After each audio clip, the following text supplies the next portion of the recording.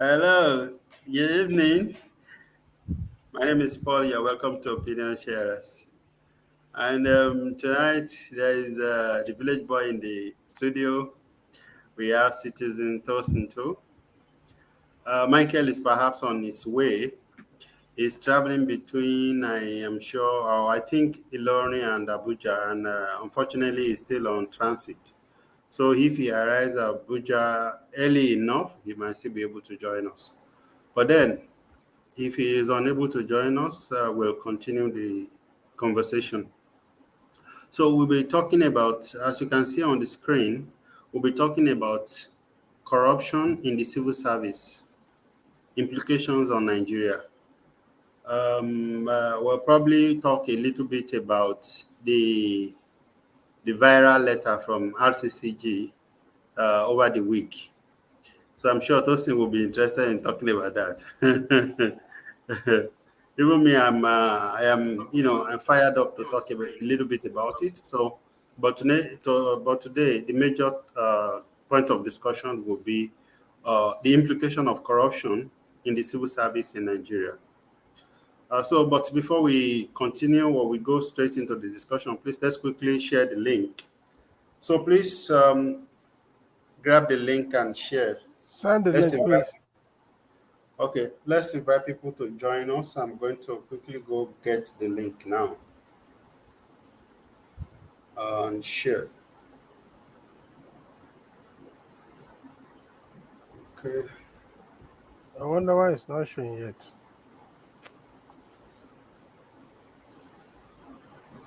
you should show. Anyway, let me send it to you. Please do.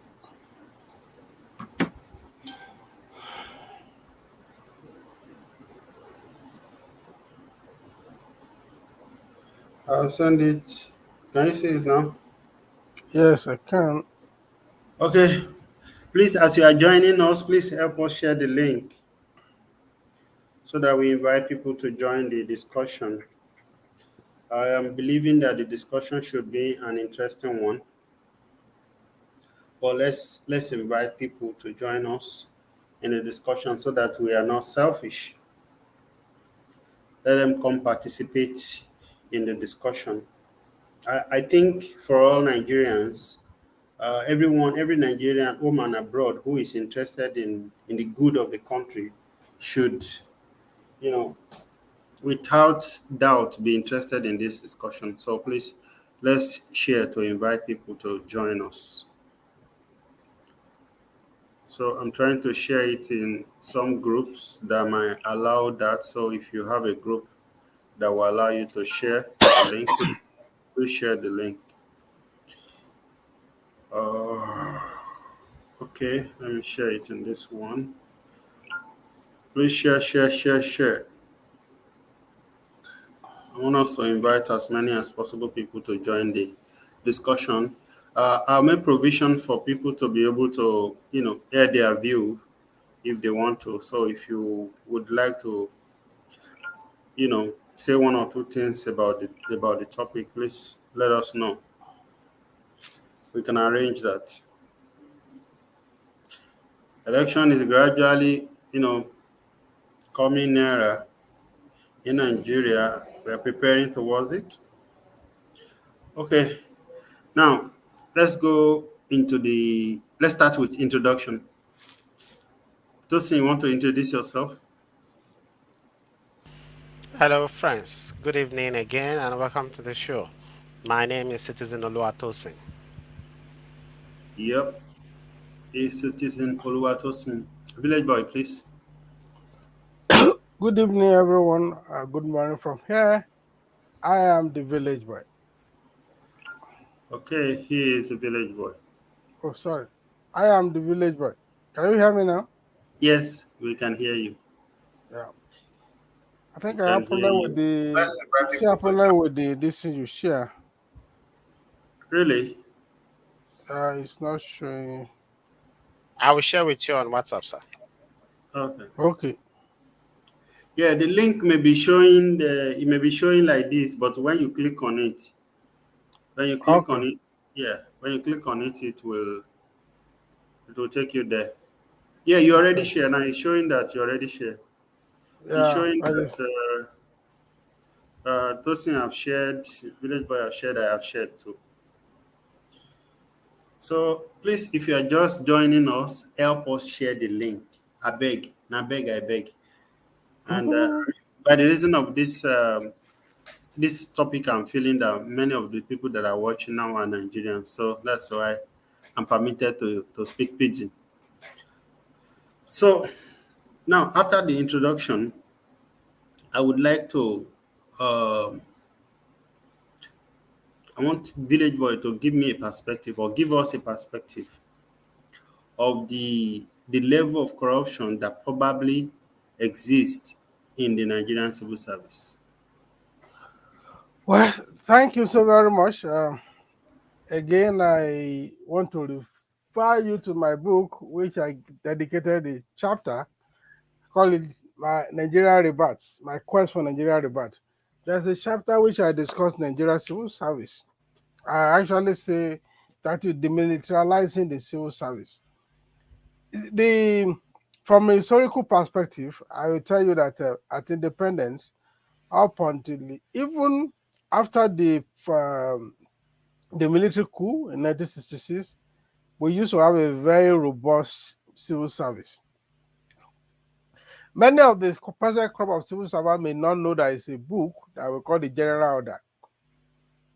The General Order stipulates the conditions, the process and procedures of operating the civil service. And one of the beautiful things about the General Order is that it creates a kind of checks and balances, a kind of what do we call internal controls, whereby it's almost a bit difficult to be corrupt without a connivance. However, I want to trace it that the massive purge of the civil service by the Muritala administration, which came on board in 1976, did a kind of uh, created almost an irreversible trajectory towards the unbridled corruption in the civil service today.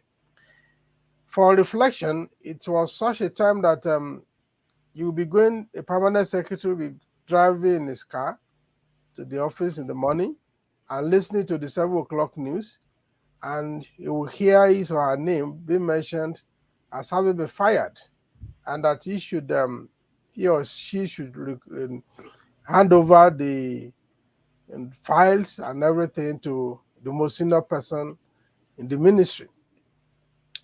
That created instability. From that time, the career civil servant, the highly trained, well educated, were literally purged out. Of course, one of the reasons that they purged out was also, of course, the military will always come and based on the excuses of corruption. As at that time we were saying that I've also documented this in some of my writings, that the civil servants were collecting 10% from the contracts that they awarded to people. And some most of the time the 10% is even shared with the politicians then. But that is what made them Buhari to strike in December 31st, 1983.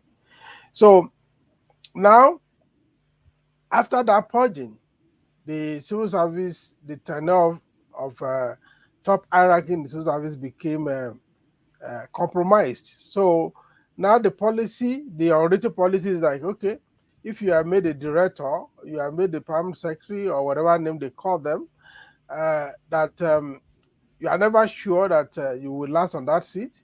So what you should do is to focus on how much you can make in terms of money without considering that you are there to serve the people.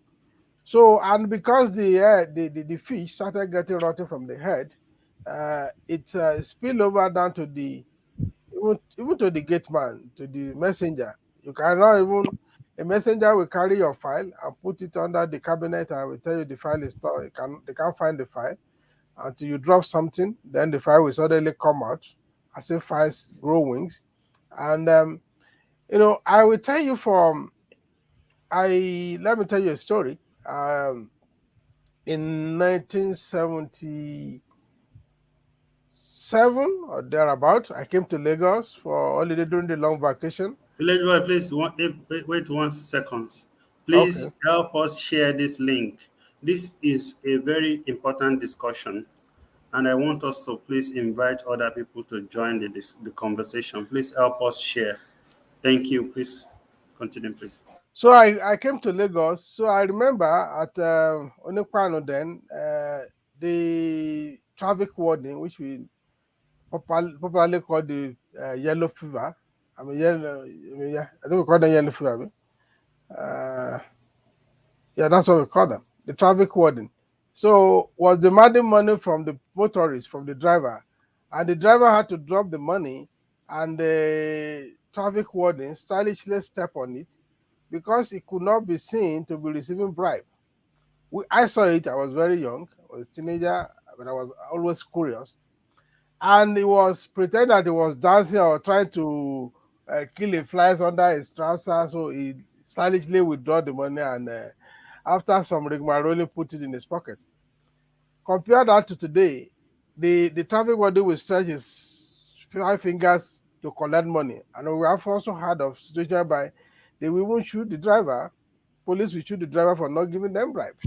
So from discrete activity, it has become an open activity today because those who could have checkmate them because of the instability of tenure, the stability of office, they were doing this thing and they were allocating things to themselves, and because of that, the junior ones that were seeing them saw the impunity that was going on at the top, and unfortunately, it has cascaded down to the lowest rung of the civil service. So I will blame it on that policy, on that purging.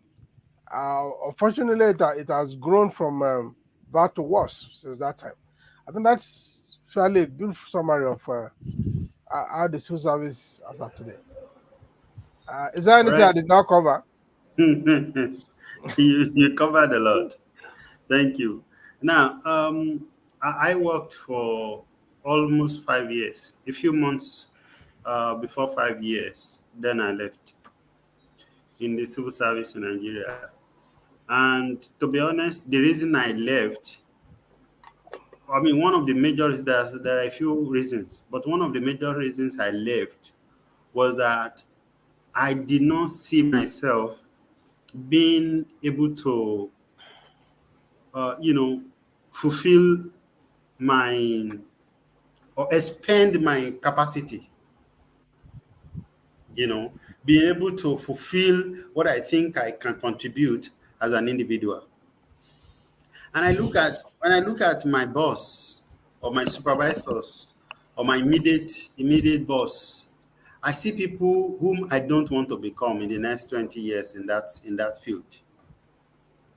So I wasn't encouraged at all. So and it's like there is too little to do. I mean, this is, and I'm not trying to degrade where I worked before because it has been a blessing in a way for me. But and that's why I've been wanting to talk about this topic for a while. But I also don't want my former colleagues to think maybe I am using that knowledge. I wish I could separate that, what I have seen and the experience that I have had, you know, but I can't, unfortunately. But then, I don't think Nigeria, I mean, Tosin has worked in the civil service. So, Tosin, what is your experience of corruption in the civil service in Nigeria? Thank you very much. My experience with corruption in civil service, um, I think it's likened to everyday Nigerians, and it's likened to everyday Nigeria. Not, I've not worked with as a civil servant before, but we have heard stories emanating from them, and much light has been thrown on it by the village boy, how they would hide the documents of contracts, and if they are not settled, they will not bring it out and all that. And this is getting deeper by the day, and the rot it is creating is that even the new ones that are becoming the youth that are becoming civil servant now, they will continue in that route because the business remain the same. It's a business of monkey see, monkey do. So, and the more we allow, the more we allow the corrupt one to keep having a field day, the more our country as a nation we be going down the drain. So, and sometimes it is difficult to be different. It is difficult to be different sometimes. If we are not ready to bear the bond, pay the price of being different. And this is a very interesting topic. I wish many people could join us and learn from it, because we just need to change as a people, then we can change as a nation. If and We have said on this show before, I think Mr. Paul or the village boy have said that the rots even that we have in government in Nigeria today, it comes from the civil servants. Seems like they are the one even teaching the the politicians.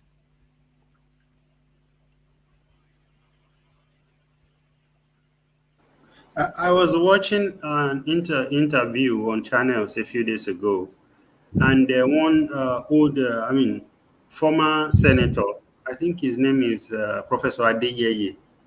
Is he Adeyeye? One prof from Osun State. Osho. Who are, Mm. yeah, he was saying that the money that they get when you travel is perhaps maybe $900 per day. He said you can actually settle somebody in the civil service who would double it. Okay, so and looking at my experience in the civil service, and now Tosin just mentioned the society, and that's it's leading to my next question, which is going to the village boy. I want village boy to examine the role of the society. See, if I tell you, many of my senior colleagues while I was in the civil service, they have the title pastor. Uh, is either he's a pastor or he's an afar.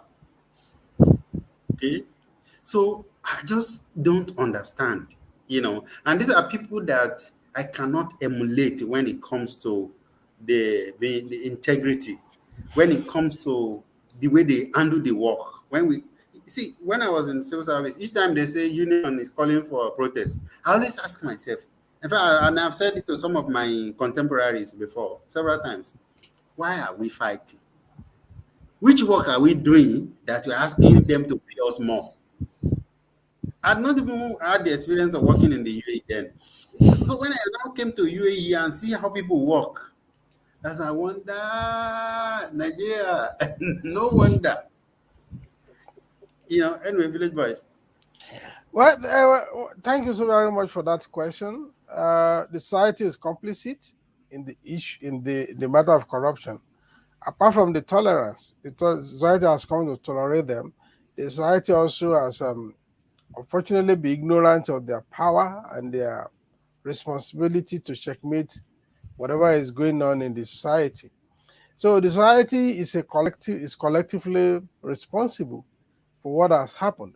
So I've also written a lot about how we have moved from Omoluabi, I mean that's honorable people, to Owonikoko. Money is what matters. So these are the issues that has gone. Religion has become like a mere garment. People wear it and they put the label, and they put it off when they have to put it off, and they put it on when they have to put it on. It is not it has not affected their mind, their mindset, or their conduct in the society. But let me drop back by what Tosin said. it's difficult to be different. You know, when you see the challenges of people who ordinarily would have not been corrupt, but because they fear of being isolated, you know, the fear of not being promoted, the fear of being denied your right. I keep on saying it. Our people of vendetta. We don't forgive. When you do me, you tackle me, I double you. I hope you guys know what that means. So in Benue State politics, then. So that is how we do. If you don't join them, they will destroy you. So because of fear of that destruction, everybody joins. And because society is the net receiver of the proceed in a way. You know, you see somebody is on level 10 and in the civil service, and he comes to his village and he builds a 10 bedroom flat or 3-story with 4 flats, and buy a gigantic generator, and the community come to celebrate with him or her and give him a chieftaincy title as a super civil servant, and nobody asks question. How much is he earning? The cost of that building is is is is more than his 200 years salary, but he's celebrated, and the community will give him a chieftaincy title. If he's a Christian, they will give him a chieftaincy title in the church. If he's a Muslim, he will give a chieftaincy title in the mosque. So why is society asking somebody not to continue? Then you see another person who is probably on level 8, level 10, or level 9, who is also praying that one day, when he gets to that level, he also will build his own house the way the other person has built. So the complicity of the society is very germane to the continuity of the corruption. So we no longer query the source of wealth. We no longer query, we celebrate those who made it through the shortcut. Then, and again, there is a saying in Yoruba that it's even a prayer now, where people will say, okay, I mean, little work, big money. When you look at the etymology of this word, when you want to interpret this word, it means like you work a little, then you make big money. There is a disconnect there. And most people have this mindset. I even offer it as a prayer. That is why the kind of ritual killings for money ritual that we are seeing, those are the things that attract all those things. When you have a cultural inclination to work a little but make much more, then you have problem on your hands. So, and again, the society that suffer from this corruption, don't forget, it is like a pot where you put all the resources. The resources we complain of bad road, we complain of lack of electricity today, we complain of our public schools in shambles. Why would they not be? The money that are genuinely meant for all these services, all these things that, local health clinic, that are all money that are meant for this, are the same money that these civil servants are sharing between themselves. And what is their population? What is the percentage of the in the population? Let's say all the civil servants rather, in the federal, the state and local government combined, they may not account to up to 5% of the population. And they sit on our Commonwealth. And of course, like Tosin also said, they are the one that will show not even the politicians. They were the one that corrupted the military. They are the one that will show the military that this is where to do this thing.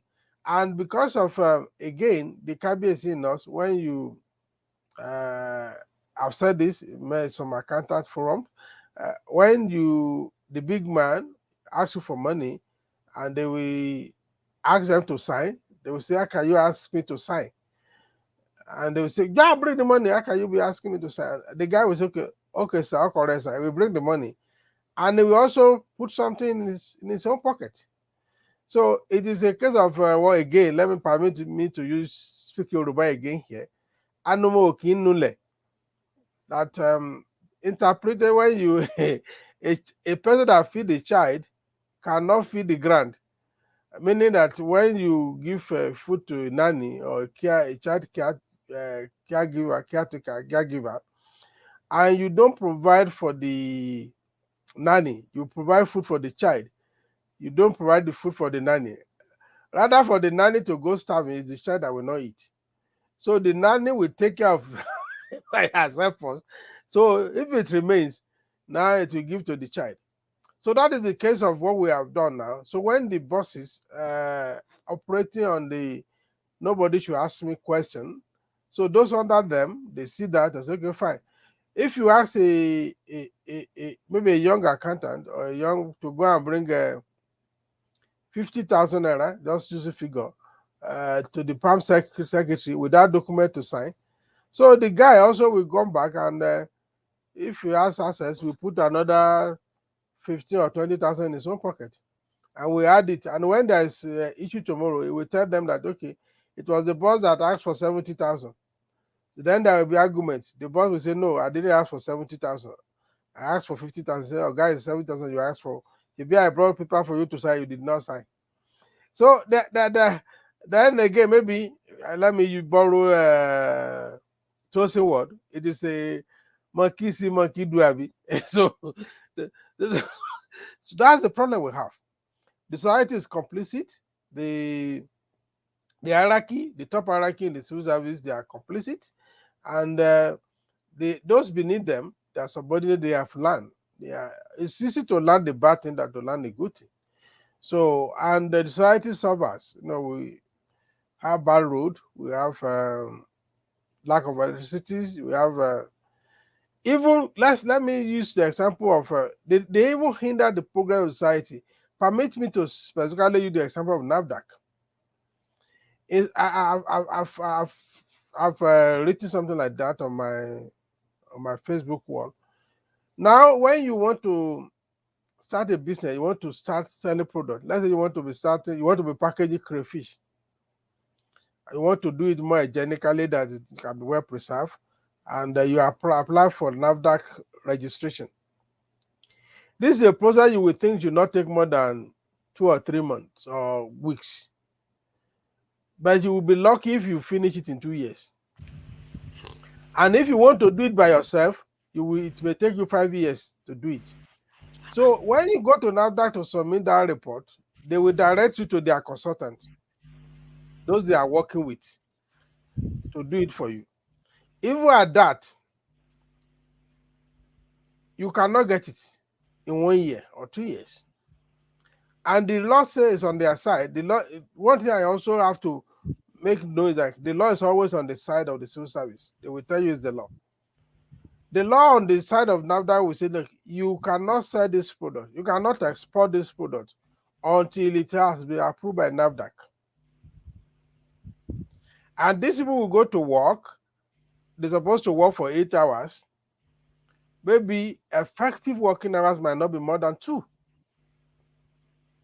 So the thing will go from table to table. If you want to do it to yourself, every table that your file is, you have to pay toll gate, toll fee. You have to pay a toll.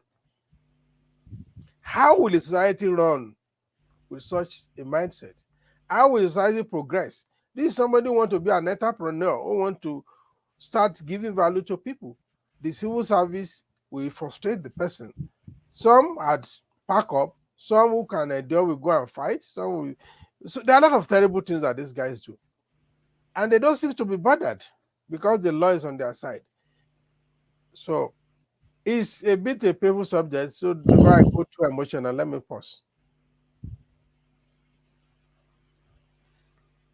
You are muted, Paul. Oh, okay, thank you. It's unfortunate that I personally feel like if you are intelligent, you are upright, I think it would almost be stifling, to be comfortable working in the civil service in Nigeria. And I'm trying not to make it that bad. It is not that bad now. But the truth is that I was there. Okay? I was there. But there was a time that my junior my junior colleagues, but he has been in service before me. He went and be taking the stock. You know, I didn't know it to date. I don't know who took it among them, but they went and took tickets that was in charge of, and they just shortly maybe, and I didn't know this until the auditor came. In fact, I was the one that was counting. I was the one that declared it that it's not complete. I was the one that declared to the auditor myself. The auditor didn't notice. And she said, no problem, no problem. And then she went and wrote a. I, I fear civil service people.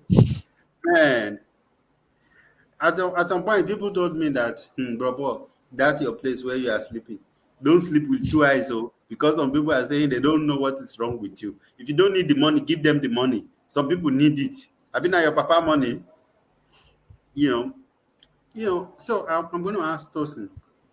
We both live in the UAE, and we've seen the way things are. Because somehow I cannot but say the fact that people don't get punished when they do wrong in Nigeria is perhaps an indication. This is my 1 month Dubai that I went to. So when we came to Dubai Expo, when I met Tosin, so that night Tosin, before we came and met you at what is that your area, self? That Okay. restaurant. Yeah, We went. biggest. I missed road. Okay, I missed road. I went and drove through bus lane. By the time we got back, the people that we rented car from, they already stay. There is a 600 fine waiting for us. So I'm just looking at that experience, so of being living in the UAE for all this while, and looking at Nigeria, how people go scot free with whatever. So, do you think we can get to that point, where appropriate punishment is assigned to misbehavior?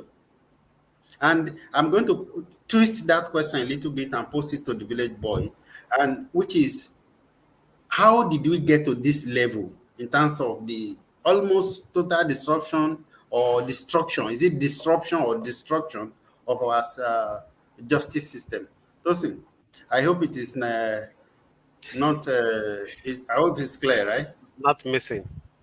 I hope Yeah. so. I hope so. How firstly, a society will not move forward.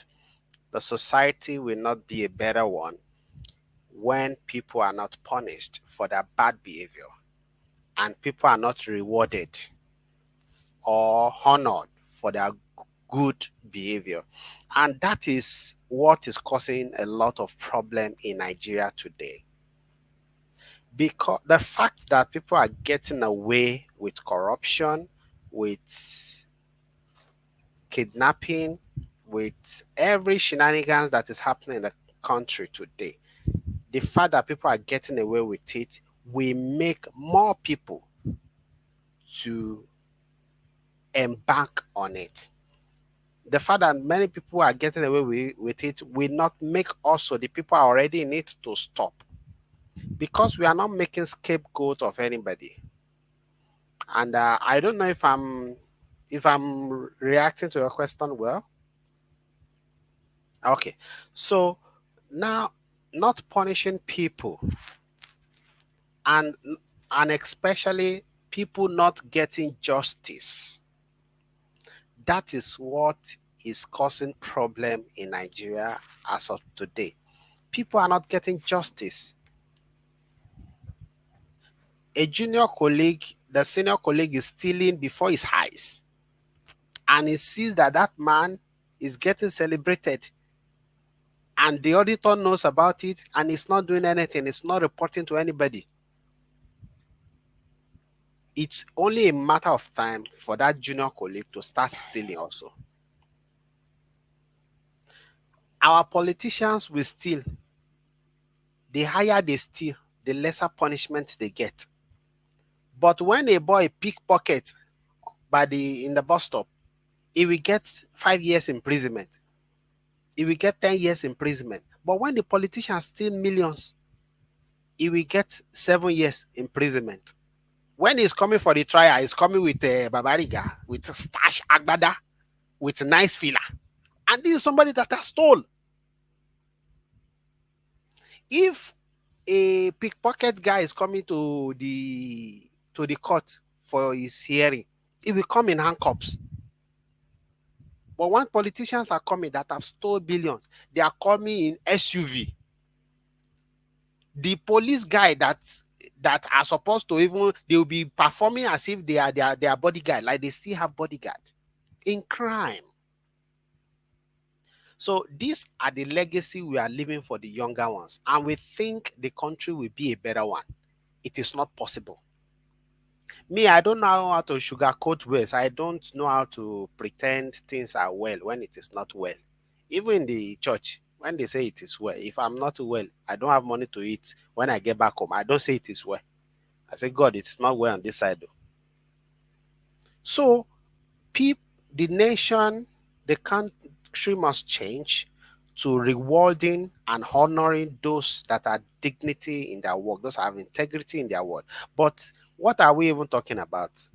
Some days ago, I stumbled on one of the first episode we had on Opinion Sharer, and I was singing, Èmi kọ́ ló sọ páìdè lọ bọ́rin o, àwọn ayé ló sọ páìdè lọ bọ́rin. That it is not the president that says he has integrity.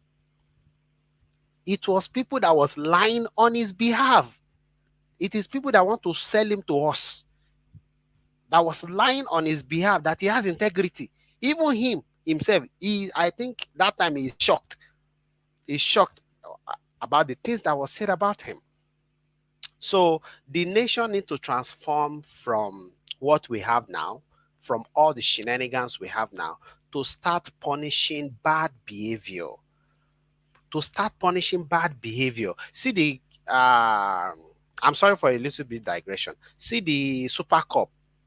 The guy now is in court, and now a lot of truth is coming up. A lot of truth. Somebody is saying some days ago now that since that guy has been arrested, the issue of kidnapping and banditry is getting reduced.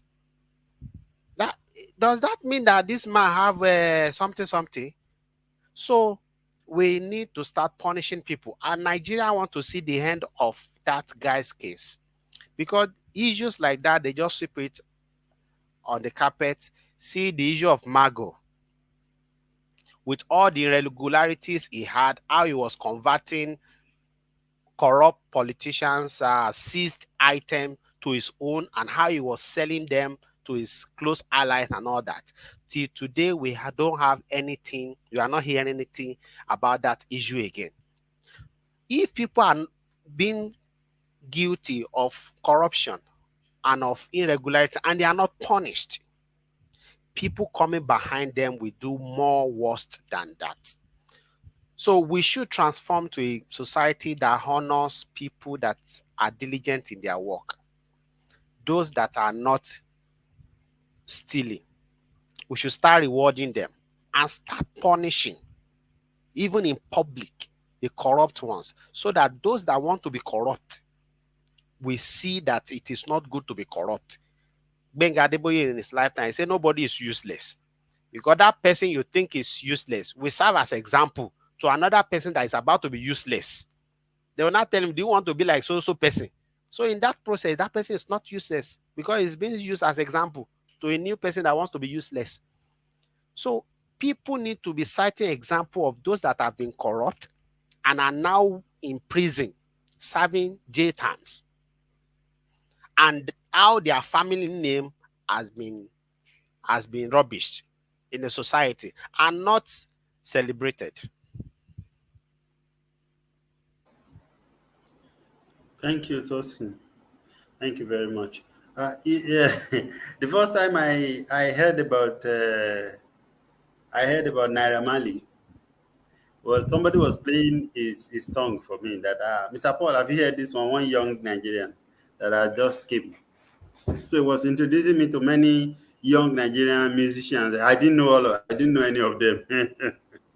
I was clueless. But many other Africans They know more musicians from Nigeria than me, and I felt ashamed. So, and there was one particular one I was listening to. He said, "Oleni everybody," and it resonated with me seriously.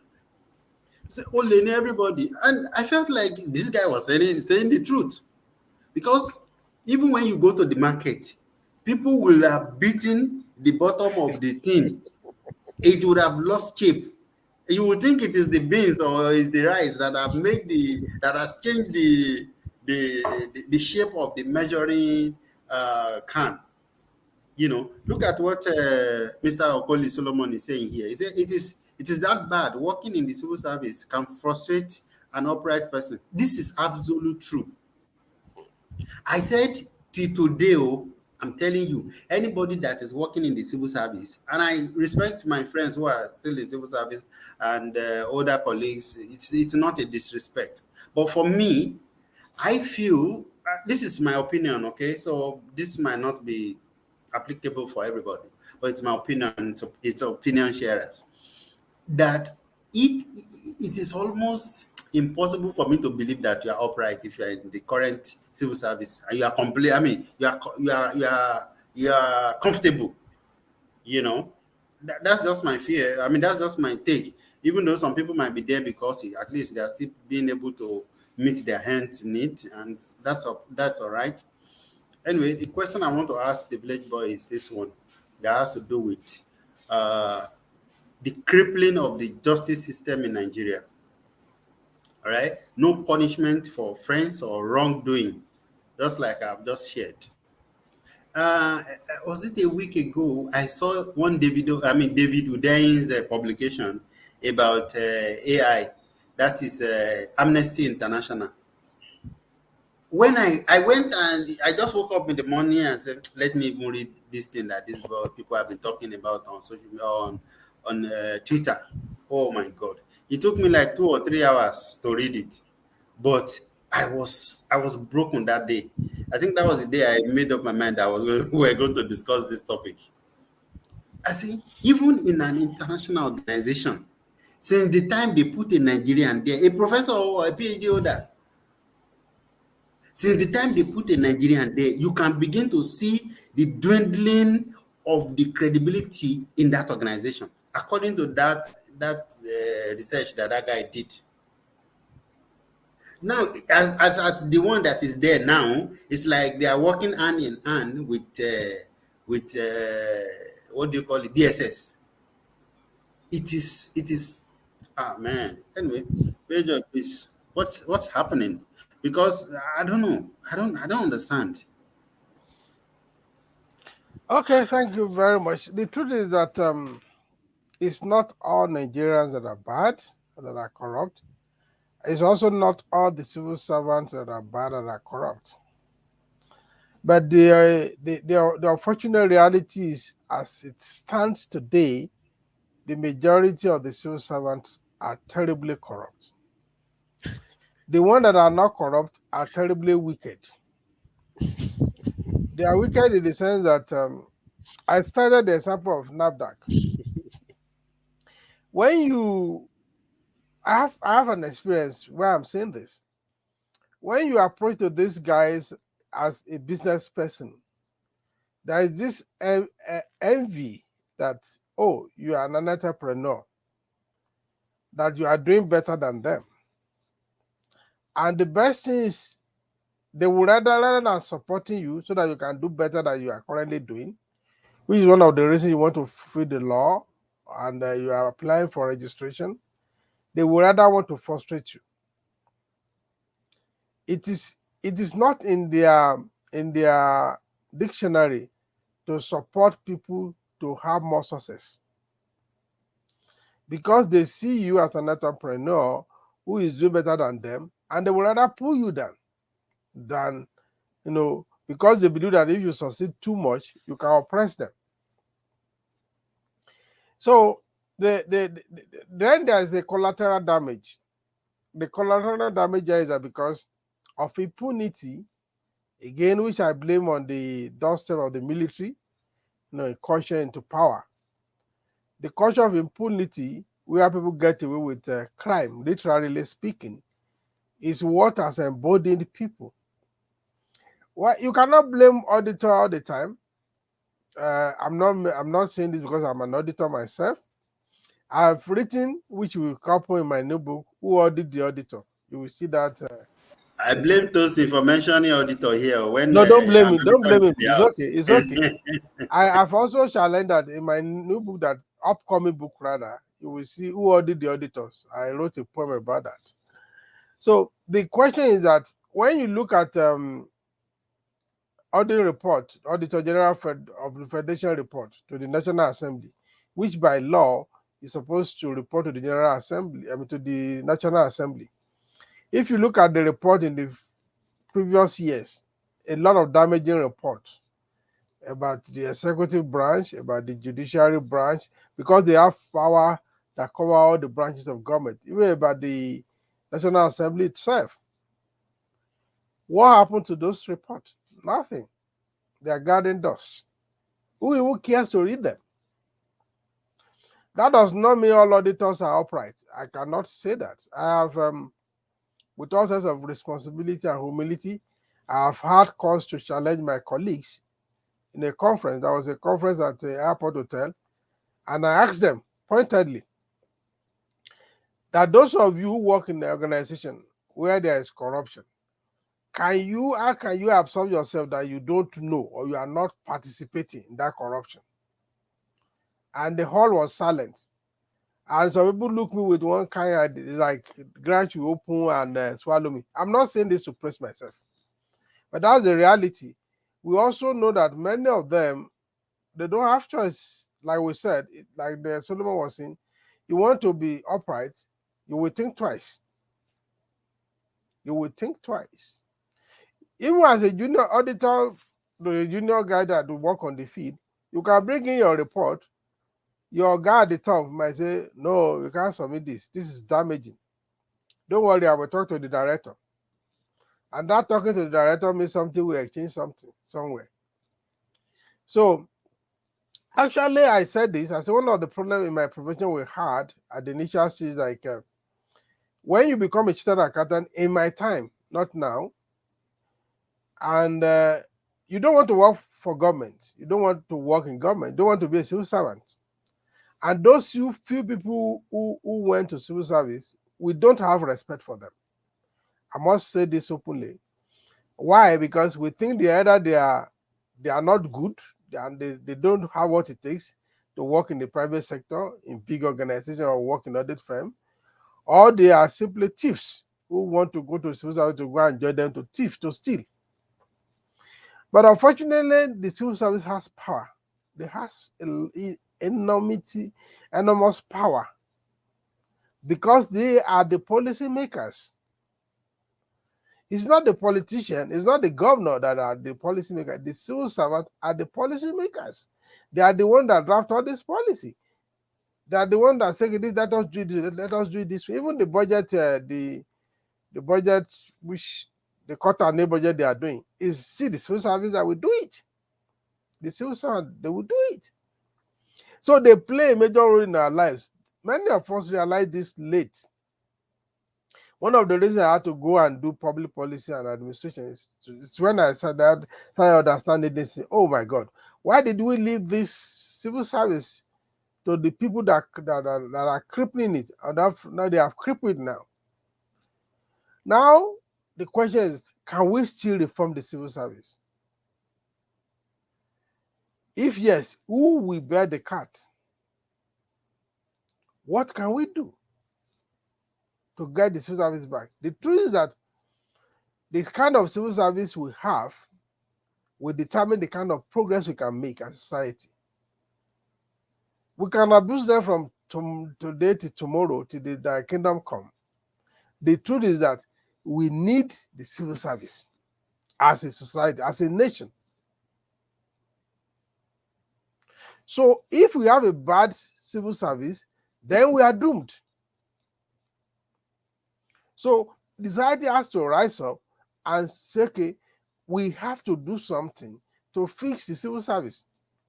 If you bring them here now, they will defend themselves to In fact, you would think that all of them they just came back from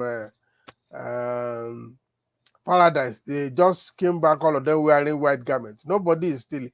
They will tell you no. In fact, no civil servant will agree that he's stealing. In Nigeria, we don't agree. I mean, when it comes to individual, nobody will agree is a thief.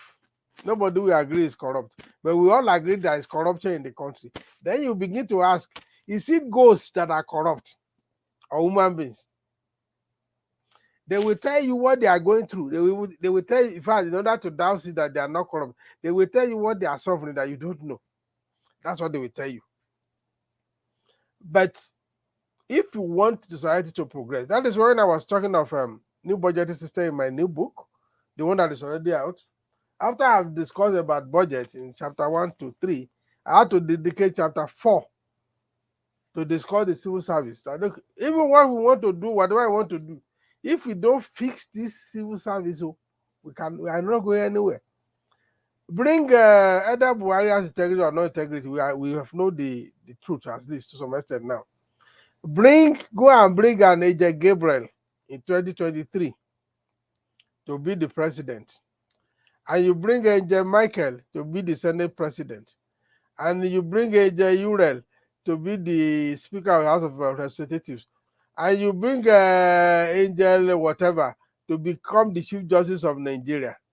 And you bring all these kind of angels. Bring like 1 million angels, specific position to Nigeria in 2023. And you don't do anything about the civil service. We are going nowhere. I'm not a prophet of doom, but that's the reality. Today, from the police, think of anyone. Go to the airport, fly to Nigeria today. From the airport, you will see the civil service in action. You will see them. So they're everywhere. Yes, they are tiny percentage of the population, but they control our lives. That's the truth. You want to renew your passport, you need the civil servants. You want to get a driver license, you need them. You want to build your house, you need them. You need whatever you think. They control our lives. Unfortunately, you need your education, you need them. So if you move from, let's say you move from, you are transferred from Ekpe to Ikorodu, the same state, within the same state, and you move with your children, and you want to take your children to public school, to change school because you relocated. If you can get it done in 2 months, it means you know somebody, very important person. Just to change school for your children, public school. And that is why most people now will rather do either by stealing or by ritual money or by anything. They will make money to send their children to private school because they don't want to go through this frustration. But we are just postponing the evil days. We need to find ways and means of fixing the civil service. They go through training. Even the training they go through, they are only interested in the bag and the food, the lunch. They will be there, they will be this. If you want to be too much, if you are too harsh on them as a trainer, they will give you contract next time. They go to training. They go to training on human relations. They go to training on emotional intelligence. They do all kind of training, decision making. I have trained civil servants when I was in Nigeria. Somebody told me, I've forgotten the person, but I heard it somewhere that some civil servants were sent on training to the US, I guess. And so I think maybe 5 or how many days, majority of the days they went in the city and eat and take pictures, traveling up and down. No, training is for shopping. They go for shopping. They don't. What we did when we were when we established when I was still in Nigeria, like for any major training we do, I will tell you say exam go day on the last day. We go write exam, and if it is a 3-day course, by the Monday of the second, they'll be asking me for AOC, area of concentration. I said no area of concentration. How many things we don't talk? When you they ask for area of concentration, this is what ties. This is not makeup. That's So how they when do in the university too. that was one I had conversation with. Students will always ask We almost the fought. professor. There was one particular guy. Let me own up. The guy said he had MSc.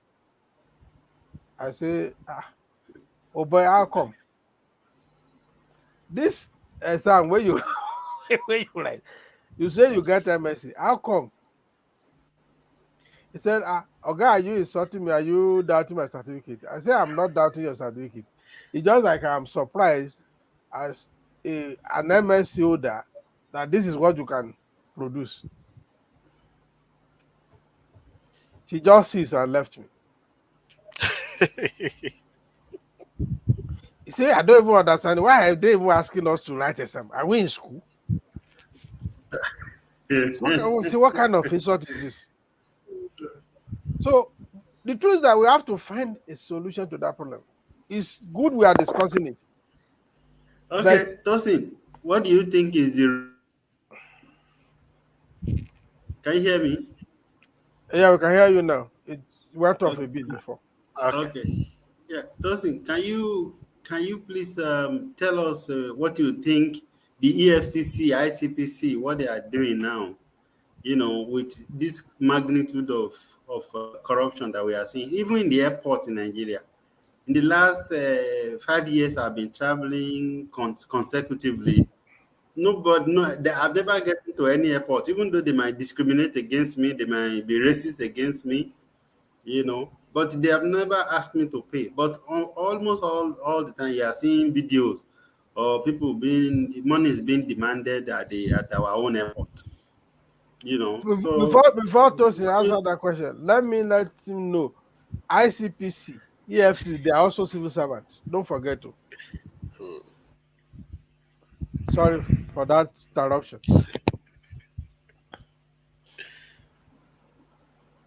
Tosin, continue. Okay. Seems Paul is hanging. Yeah, I think so. okay, have you said what you wanted to say? My network just hanged for a few minutes. No, he has not. He will not respond. Okay. Go ahead, Tosin. Okay. See, EFCC, ICPC, ICPC. By the virtue of report videos we have seen and the activities recently, even on their verified pages, they have since been reduced to, they are no longer Economic and Financial Crime Commission. They are not, they are more into Cyber Crime Commission. Because I think EFCC, they have just cut out they cut out a duty for themselves that is, seems more simpler. So instead of looking after those that are committing the economic and financial crime, gone, they are looking for those that are into internet and romance scam, yahoo yahoo. I'm not saying yahoo yahoo is not a crime. I'm not saying that it's a good thing, but I'm saying that the people that are corrupt, that are into the financial crime and economic crime in the country, that has led some or most of our youth into internet scam, they have left them alone and start running after these boys, going to their homes at midnight, harassing them on the street, arresting and parading them. But the job they should take upon themselves, which is looking for those that are that are committing crime against the finance of Nigeria and the economy of Nigeria. They seems to have left that, and mostly on their page you see them parading Yahoo boys. I think these Yahoo boys are soft landing for them. They don't give them stress. They don't answer any query when they catch Yahoo boys. Who knows a Yahoo boys? So, and who cares about his reputation? But when a politician is corrupt, and from reports, we have had report that some before they even go to arrest politicians, they need to get approval from some people. So these people are not doing their job well, because if what they used to be in the days of Ribadu and what they are today is a shadow of themselves. I'm not saying that they are upright or 100% doing well in days of Ribadu, but compared to what we have today, they have been reduced to run after Yahoo boys, because they know when they arrest these guys, they have some spoil. When they go to their house, they find some money. When they seize their car, their laptop, they make more money from these guys. So they are more of running after Yahoo boys now, instead of running after the bigger thieves that put some of these boys in difficult situation in getting job and fending for themselves. So ICPC and EFCC should instead look after the economy uh, and the corrupt, especially corrupt politicians. We have a whole lot of them. We have a lot of them that the case has been in court now for years. And you keep wondering, why are those cases in court for these long years? Some for 5 years now, from some for 7 years now. But you'll be surprised that some boys pickpockets and steal phone, steal money from people. Sharp, the case is off.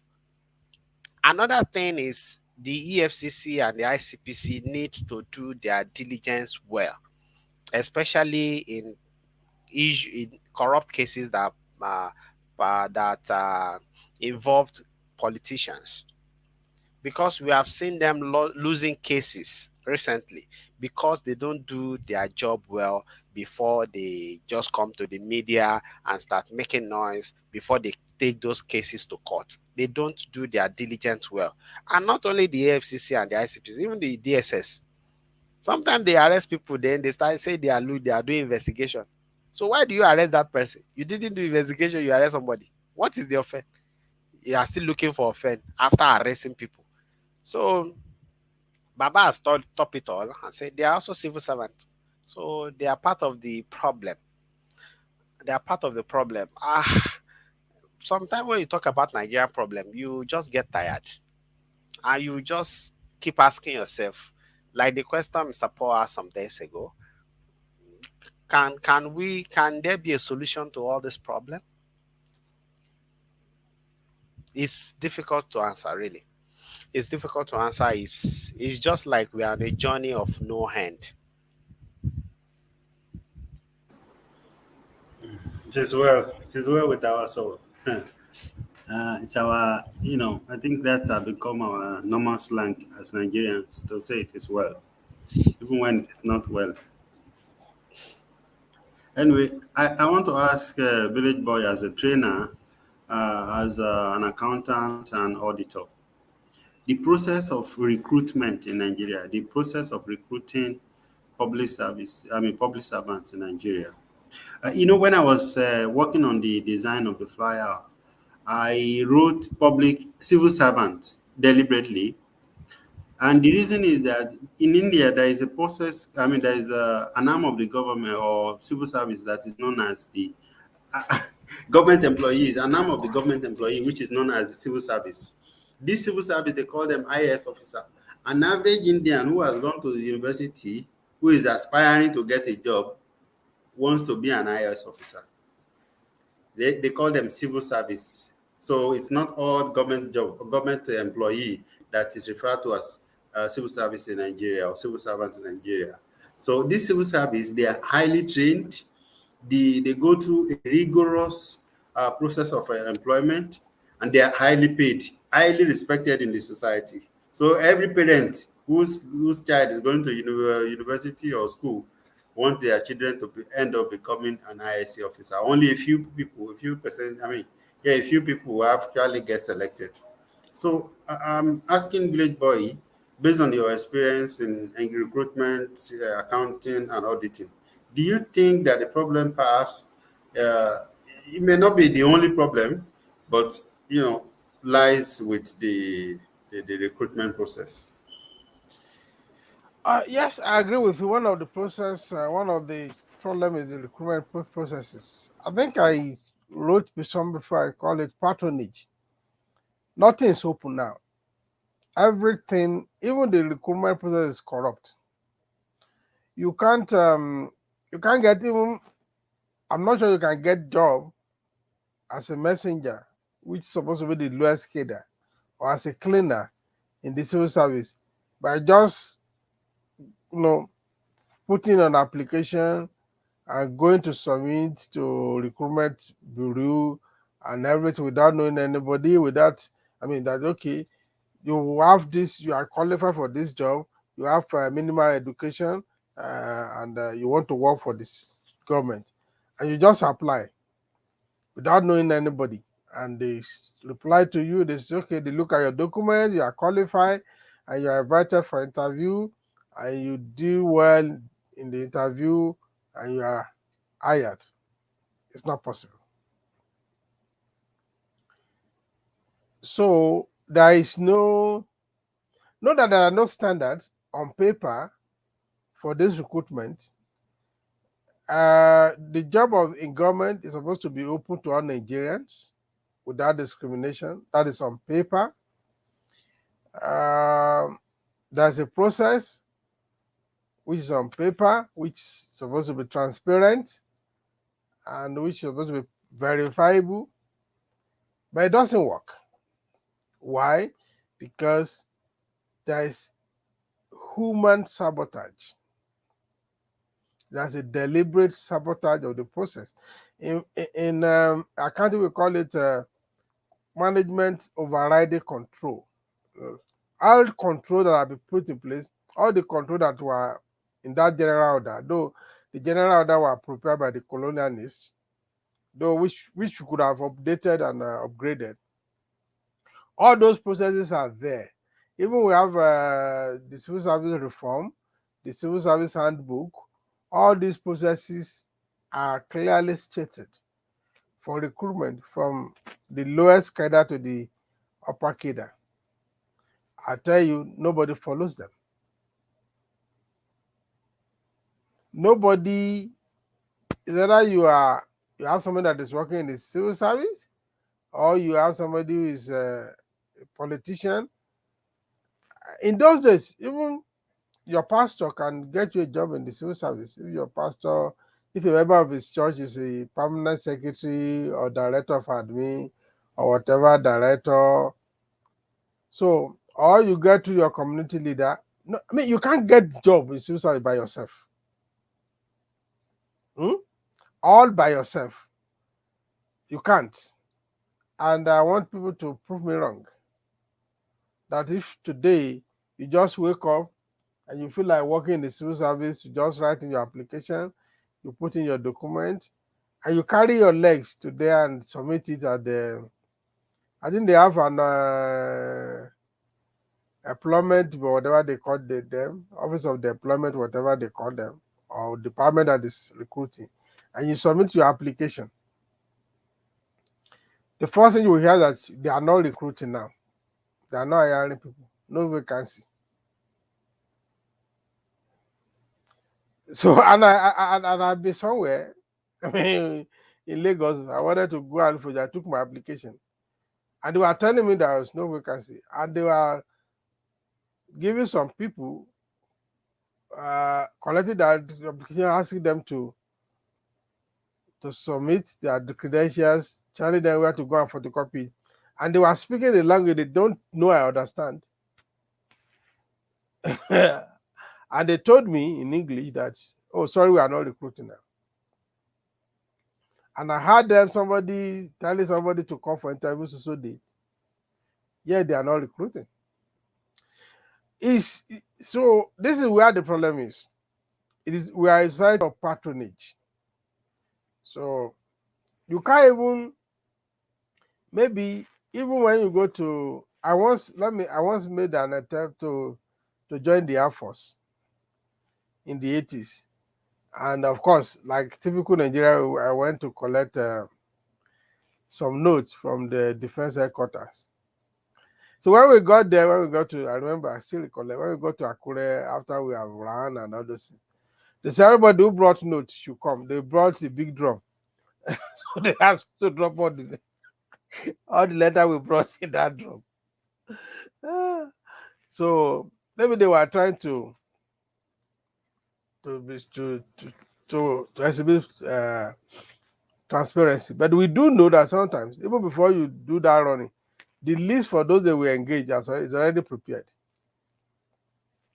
They prepare you have the list of those that will be recruited before the interview is held.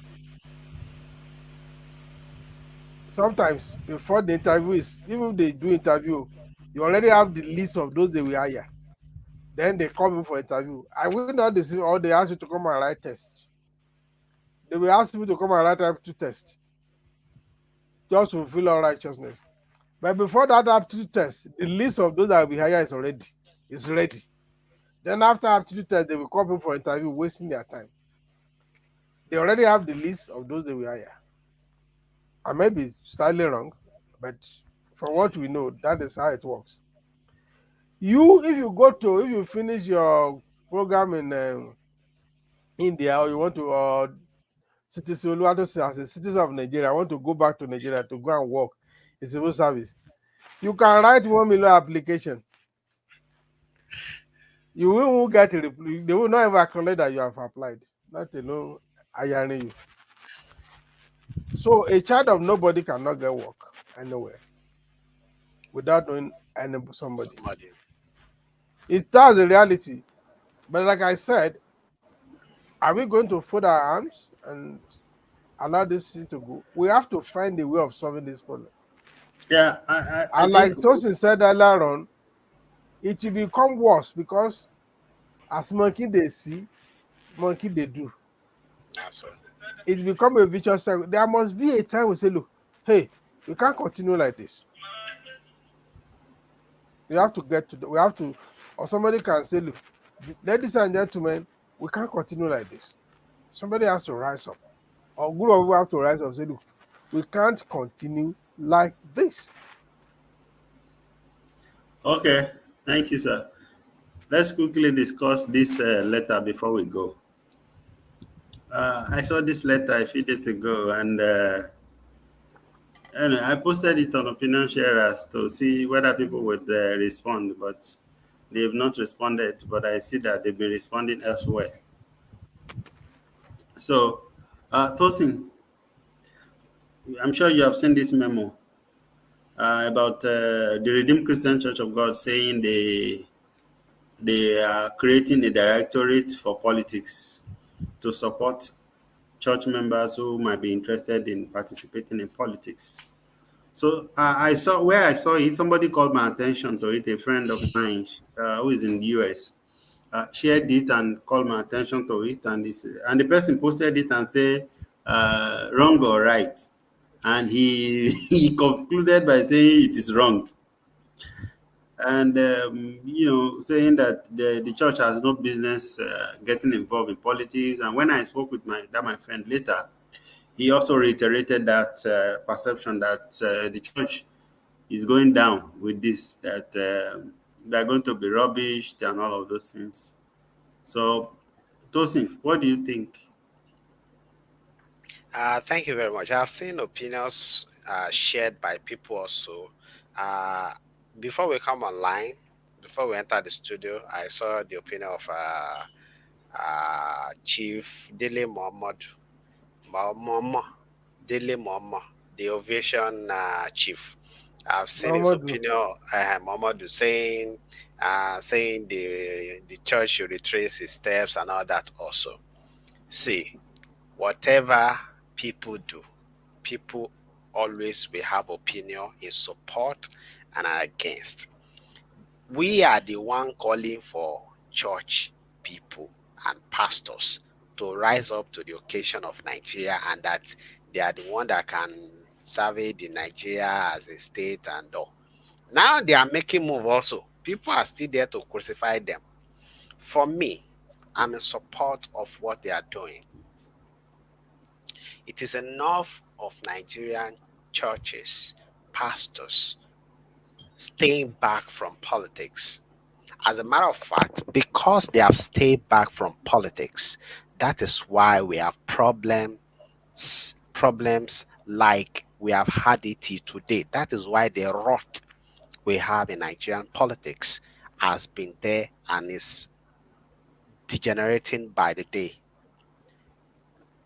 There's a particular pastor in Ibadan, Pastor Femi Manuel. One of his video went viral some months ago. He was talking about the number of polling units we have in Nigeria and the number of church branches we have in Nigeria. And you, in his analysis, you will see that churches have more branches than the polling units. So why are we not the one dictating those that will rule us? About 2 years ago, I was invited by a Redeemed Church for their youth convention, and I was to talk about politics. And I told them there that God is reigning in heaven, and God expects us to reign on earth. If we are not reigning on earth, then it's up to us. Because God has given everyone Christian, when you're born again, the deposit of what it takes in you to rule. So what the Redeemed Church have done is a good thing, and that should be emulated by other churches. It should be followed suit by other churches. See, the only thing is they just need to cop themselves and make sure that the best out of them is getting into office so that they don't tarnish the name of God and their church. But this they have done is commendable. I support it wholeheartedly. And Dawson, moving what do you forward, think about people who are saying it is because perhaps Professor Oshibajo? people will I am always just talk. speaking for the people's. Yeah, Uh, I understand you. People mhm. will always talk. However, people will always talk. And some people say it's because of Oshibajo. People will always talk. If it's because of Oshibajo also, so be it. When Buhari also want to become president, maybe Buhari go to the redemption camp. After becoming president, how many times has he visited the redemption camp? Maybe Jonathan also go to winners during the campaign. When he is president, has he ever visited the Canaan land? So if these people recognize that there's power in the church and they are running to us only when they need our vote, why not let us groom people among us that can go there and effect the change we need? So people can say because of Oshibajo, no problem. Other people, if this is because of Oshibajo, it is even better. It's good.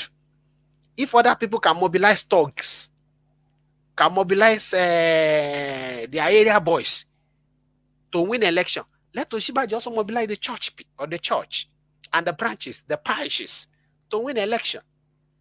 If he will get there and effect the change the people need, it is fine. It's the welcome idea. This they have done, they should not stop it there. They should mandate all their workers also. But I think they have more power on their workers. They should mandate all their workers also to go get their PVC. And this should not stop in Redeemed Church also. Winners should follow suit. The CAC, all the big churches that has Aladura. Aladuras also, yeah, CNS churches, Celestial Church of Christ, the Deeper Life.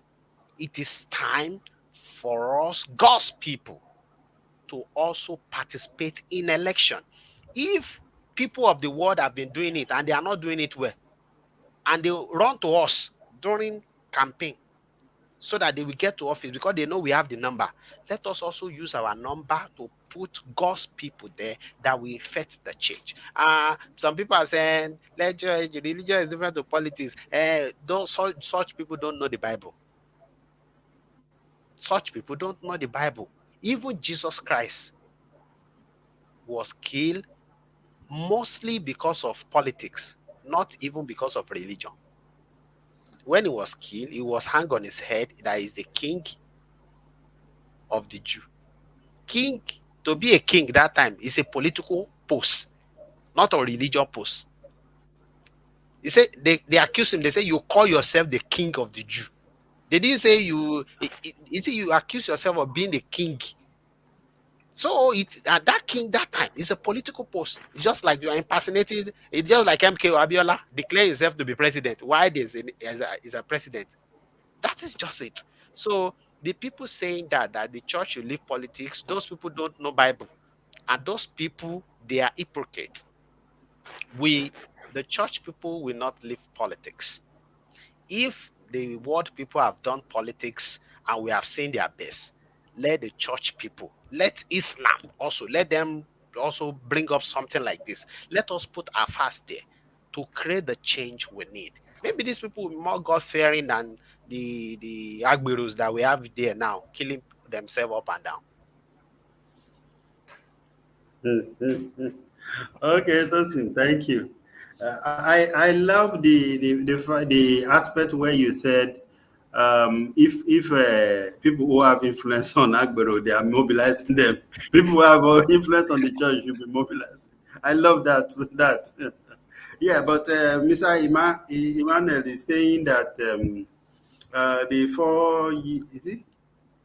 So he said, what is the impact of Pastor Yemi Oshibajo after almost 7 years? What happened to the trader money? Anyway, we are not going to answer what happened to the trader money. But one thing we know, and I'm not trying to defend him here, okay? Even though I think he is brilliant, and I think he qualifies in all ramification. But I don't think, according to the Nigerian Constitution, the vice president or vice governor, or is it vice governor, what they call them? Deputy They are governor. just like PDA. They have no say practically. Yeah, it's just pet ironing.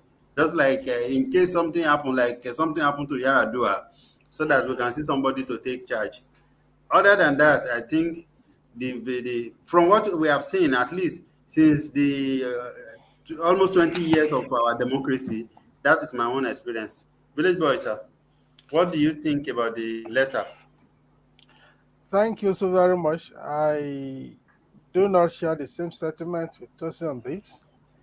Um, I'm neither in support or against the letter, but Don't be sincerely, a I think defense, sir. wait, listen to me. I listen to you. I think the letter is unnecessary.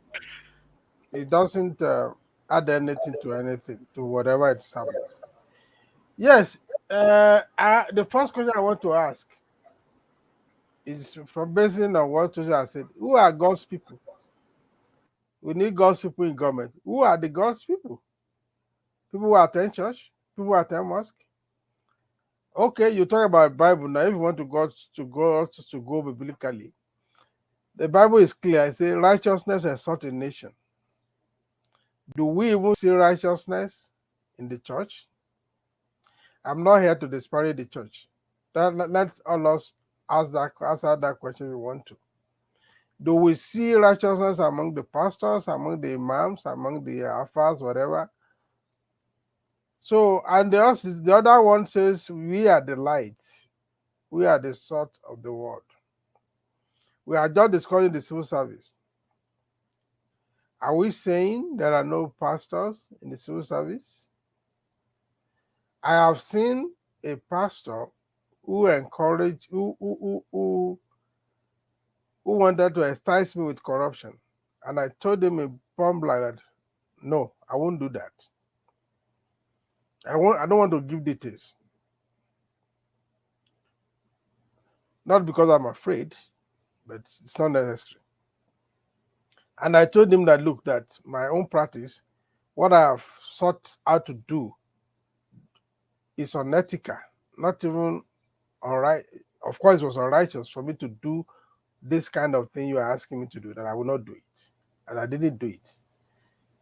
And my staff who was with me on our way was trying to convince me that that thing is a very good, it's a good opportunity. I said, let me drop you, go back and meet him and do it, but don't bring it to my office. Say, oh God, I didn't mean it like that. So, does that mean they are no good Christians? They are good Christians. Does it mean Christians should not participate in politics? They should participate in politics. In fact, every citizen, the first thing that makes you participate in politics is because you are a citizen, not because you are a Muslim or you are a Christian or whatever you are. Your religion does not matter. What matters primarily for participation is your citizenship. And of course, if you are a Christian not because you attend a church or you belong to a group of church. You are a Christian because you are a right standing. You believe in righteousness. You will not dirty your hands with corruption. You have 100% to go into politics. But if you are a Christian because your name is Isaac, or your name is Jacob, or you are a Muslim because your name is Musa or Usman, or whatever name you want to call yourself, but you just wear that name or that religion as a garment, as a cloth that you remove when you want to bath, or you change when you like. It won't matter. So we will hold meetings in Nigeria. Meetings. We will pray at the beginning of that meeting. And throughout that meeting, we will lie. We will tell ourselves lies. And we will still pray after the meeting. We will pray Christian prayers. We will pray Muslim prayer at the beginning. We will pray Christian prayer at the end. We will pray Muslim prayer at the end of the meeting. And throughout the meeting, we will tell lies. No single truth. How long are we going to keep on deceiving ourselves? Maybe they need to start involving Babalawo so that they bring their own tools of prayer. I am not against what they did, but sincerely, with all conscience, I think it's unnecessary. It is just Why? Because you think why is it unnecessary? If those that have I'm sorry, please. If those continue. If it's those open now, we can talk. Why is it unnecessary? Okay, let me explain why it is unnecessary. Okay. You ask a question, let me respond. Okay. What is it going to achieve? It will achieve encourage members. Encourage participation in politics. Yes, you can preach participation in politics, but you don't have to create a directory. You don't have to write letters. See, we cannot. Why not? It's just playing to the gallery. It's not playing to the gallery. Now, let me tell you a further implication. What they are saying is now that, okay, if you are a Christian, let's say you are a Christian, you are a Keruba and Seraphim, and you regard yourself as a Christian, and you want to participate in politics, by definition of Redeem, by the body language of Redeem, as a member of Keruba and Seraphim, you are not a Christian. We know this, don't we? So, if they want to appeal to everybody, in fact, the first is to appeal to citizenship. The fundamental thing, I'm a Christian, and I will never deny that. Everybody who knows me, I am not ashamed of my Christianity. I affirm it everywhere I go. But what I'm saying is this. If you want people to participate in politics, the first emphasis is citizenship. The first emphasis is citizenship. Creating a directorate of a particular denomination means that what you are asking members like, when a Christian from your denomination is going into politics, supporting. That's how our letter is saying. That is the unspoken, the unwritten aspect of that letter. And that is why I say it is not necessary. Yeah, but if they are saying we support our members who are going into politics, whether financially, whichever way they want to support their members. What But is wrong now, in that? if you have expanded the argument, Tosin is now asking all churches to write the same letters to their member. Maybe letter to the Corinthians, letter to the Nigerians, participate in politics. No, Right? maybe you are just taking my contribution out of context. I'm not taking your contribution. You will understand, let sir. me leave your. It's in my turn. Let me leave your contribution. Let me address You have the issue made my your own point, way. sir. Let me say it my own way without referring to your contribution. The letter is unnecessary. The appeal for people to participate is good, is fundamental. But that appeal should go to citizenship. You are a citizen of Nigeria, it is your duty. And as a church, we encourage citizens to participate in politics, irrespective of their affiliations. That is okay by me. Even that one, you don't have to write a letter to do that. You just have to preach that. You can ask your this is to preach it at the pulpit, appealing to citizenship who happen to be your citizen who happen to be your member to participate actively in politics. Remember, democracy is also about a choice. Even if I'm participating in politics, you should not, the church I attend has no right to compel me to support only the member of my church. That's not what they are doing now. Not done that. That is the implication. That is the implication of what they are doing. Many of us sat down with unbiased mind. That is your perspective, sir. It is not sitting down with unbiased mind, sir. Wait, that is your perspective. Okay. I think for me personally, I think Village Boy is talking from his own perspective. That you think that will encourage people to say, this is our person. This person is from our church, and so we are supporting him. Okay, see, the truth is that it's a matter of interest. Whose truth are we talking about? My own truth. Okay, good. Please emphasize that. Yeah, my own truth and my opinion, all right, is that everybody has their own opinion. They have their own interest, okay? And politics is about interest. In fact, most of what we do as human beings is about interest. But for us Africans, we have been sensitized, to pretend about our interest, okay? We have been sensitized to, appear to put our interest at the back door, even when it is actually what is in our head all the time, 24/7. Because we have been talking about corruption now, it is the personal interest that we put ahead of the national interest. That is what is primarily responsible for this. It is the corruption. It is the personal interest of corrupt politicians to steal because of their family. Of course. That is why they are stealing. That is why they are corrupt. For me, I am willing for us to try this. You said? The corrupt politicians are stealing. None of them is a member of the church. No, that's not the point. That's not the point. For me, the point is that this will stimulate real contest.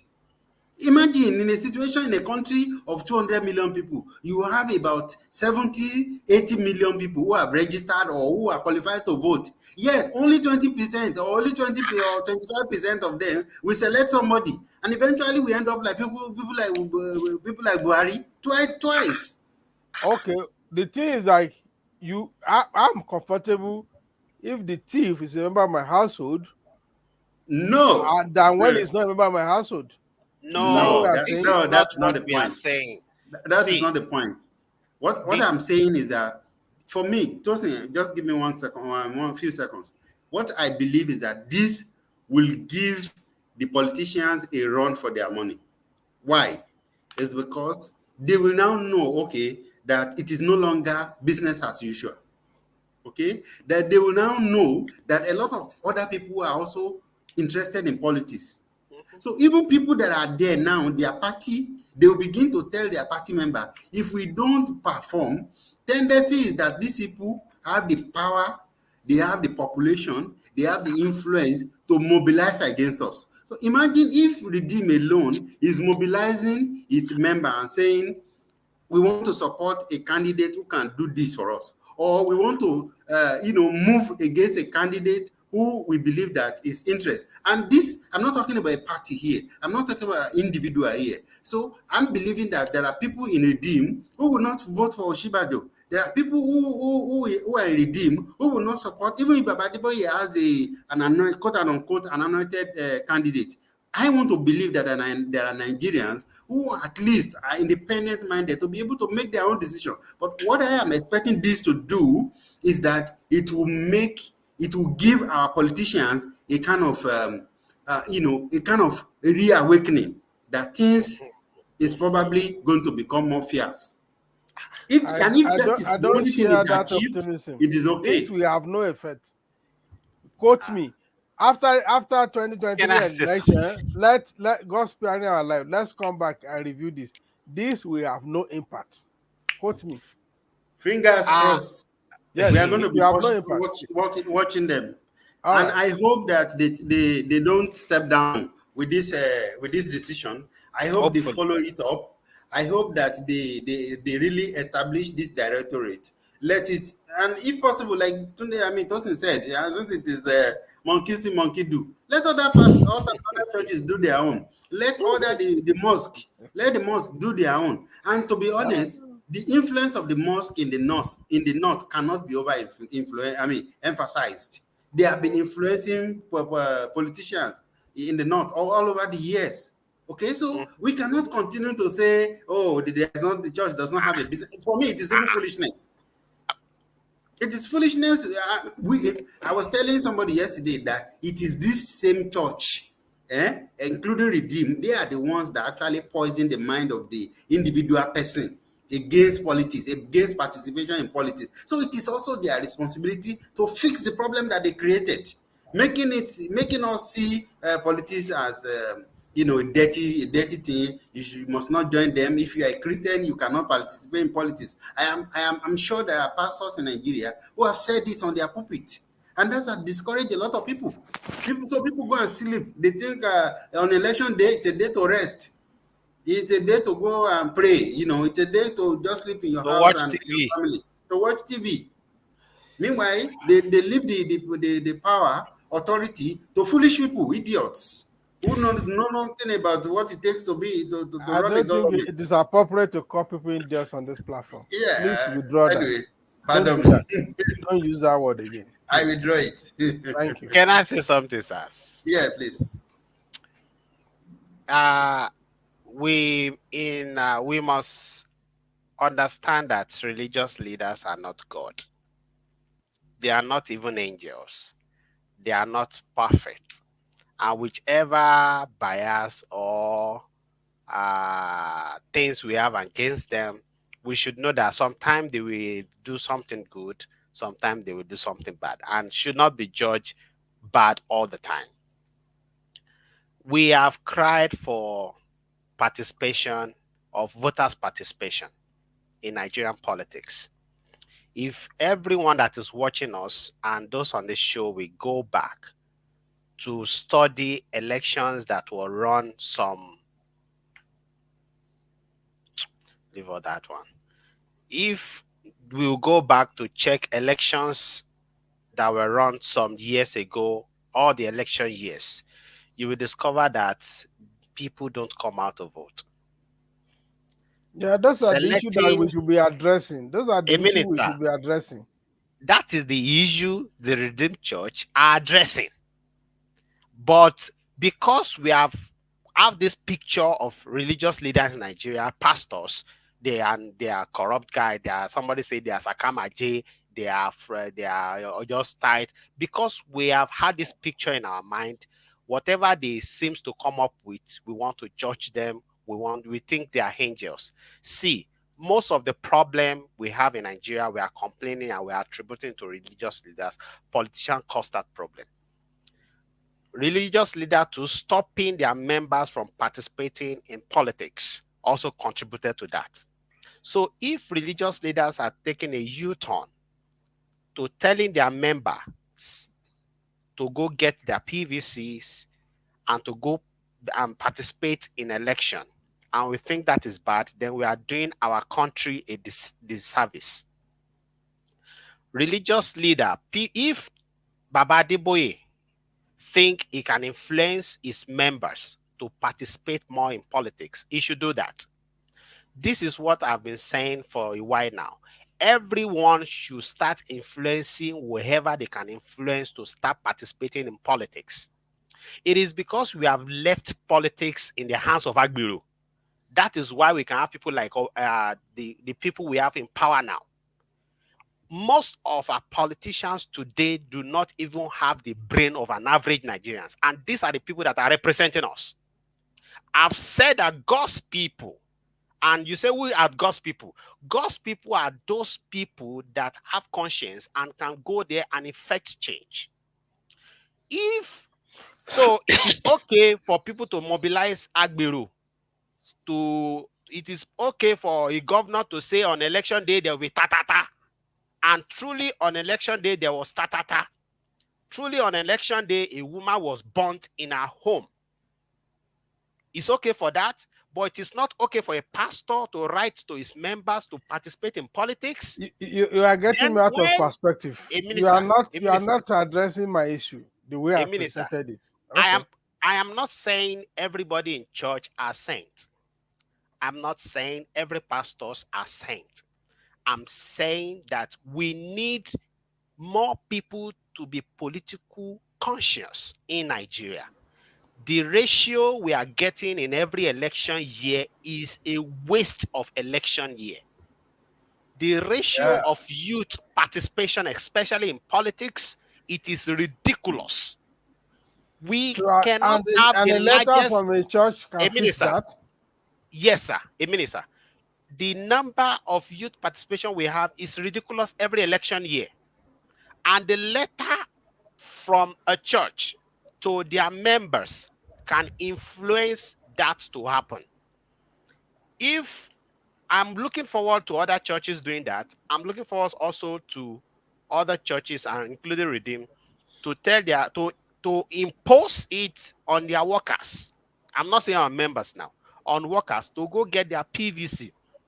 See, until every Nigerian begin to see the issue of politics, election, and voting serious, until that time before the country be fixed.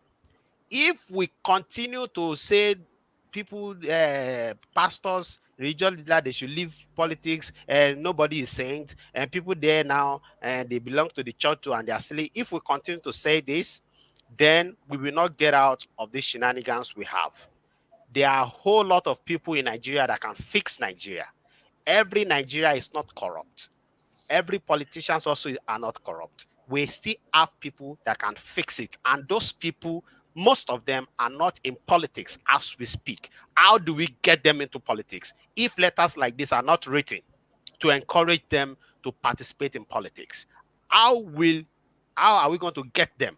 See, the issue of calling on all citizens to go join politics, they have been doing that. In the last election, I can count a number of times that Bishop David... It has never worked. God bless you. David Abioye has stand on the pulpit and said people should go get their PVC. It has never worked, and shows like this don't even talk about it. Media houses never talk about it, never publish it, until letters like this surface. Then it becomes a national discussion. So I'm expecting letters like this from other religious leaders, even from other religion also, and from same faith, from other churches. Let Village Boy have his few minutes or few seconds, and we go. All right. Well, I'm. It's okay. I understand your perspective. It doesn't. Let's see if it works. Fine. But we need much more than a letter. Like I said, there are so many other avenues you can help people, ask people to do this thing. Writing the letter, I still believe it's not necessary. I did not say it is not important, but I said it's not necessary. So I know what I said. And honestly, why I said it's not necessary, I don't see how impactful that will be. It's just a letter, like the ones Obasanjo has been writing. So, but if this one make a difference, will come after 2023, and we will see. Maybe you would you will do one thing for me, Tosin, especially after the elections. You will compile the list of politicians that won, and you will now give me the percentage of number of them that are member of RCCG who has won because of this letter. So then if you win, if your analysis shows that this letter is impactful, I will apologize to you, and I will apologize to everybody that who might have seen my position to be negative this time around. So I will gladly apologize that time. But until then, I think that what we do is to everybody in the area of influence should encourage participation. And participation is number one, register. Number two, contest for position that you know you are competent for. Because the danger here is this, that's what we call reverse discrimination. When you are trying to fix a problem, and because you did not analyze the problem very well, your solution itself might become another problem on its own. So I don't want to go too deep into that. Overanalyze itself can kill us at this point. Yes, I'm not overanalyzing. For now, let us assume that this is going to get a lot more people to the polling booth. Yeah, that's and then right. We will see where by 2023, we will see what I would like Tosin to show me evidence of the impact of the letter or other letters as advocated that will come in. Yeah, if we have at least like double in the number of participants or people who actually voted, then that would have even be, for me, I would say that's an influence. Who can be directly linked to the letter? Directly linked to the letter. No, not directly, but at least we will know, okay, there is more participation. For me, I'm talking about underlying the word participation, more participation. Mr. Iman is saying that elections don't count in Nigeria. It is not true. Okay? It is not true that elections does not count in Nigeria. Elections count. If elections does not count, politicians will not be paying people 5,000. Imagine if you are paying people 5,000, even in our own small Ekiti there, you see Uncle Kayode is encouraging it. You see Uncle Golope,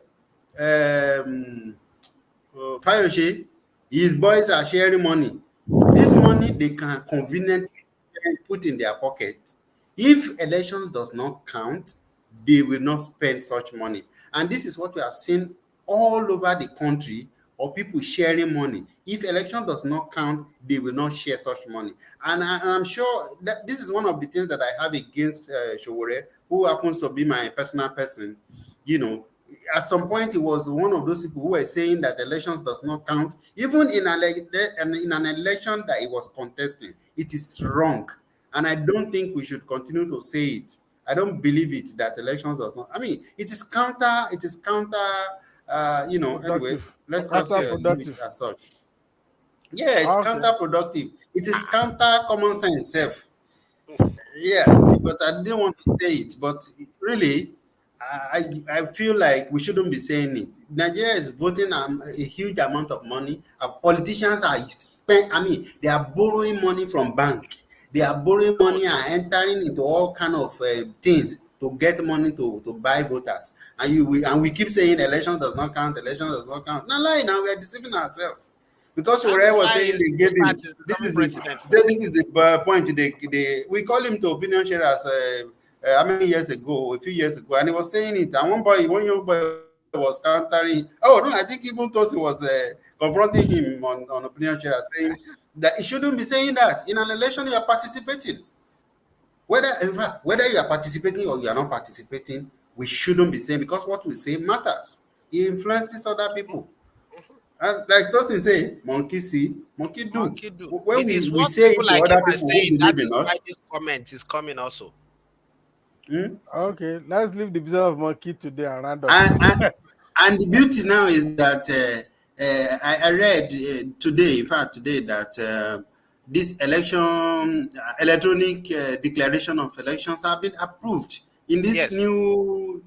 We are looking for solution. We don't just want to keep discussing the problem and emphasizing the problem, like we have talked about corruption now. We don't even know a practical solution. But if Redeem is not saying my people will go and contest, or my people, you must go and participate in election, let's just assume that this could actually be one of those, solutions.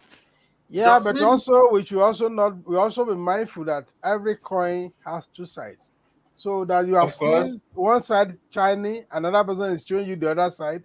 We should also be receptive to such True. ideas. True. I agree. We are receptive, and this is opinion sharers.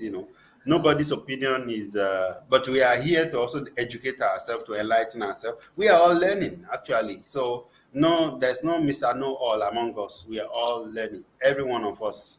So thank you so much for everyone who has contributed to the discussion today. Mr. Iman, thank you very much. Maybe if you have time next month, next week you can join us, Mr. Iman. Let me know if you're available. He has been on Opinion Sharer once, many, many years ago, during the when the Odua Nation people, when they were so he was on Opinion Sharer to defend his position about the need for Odua Nation at that time.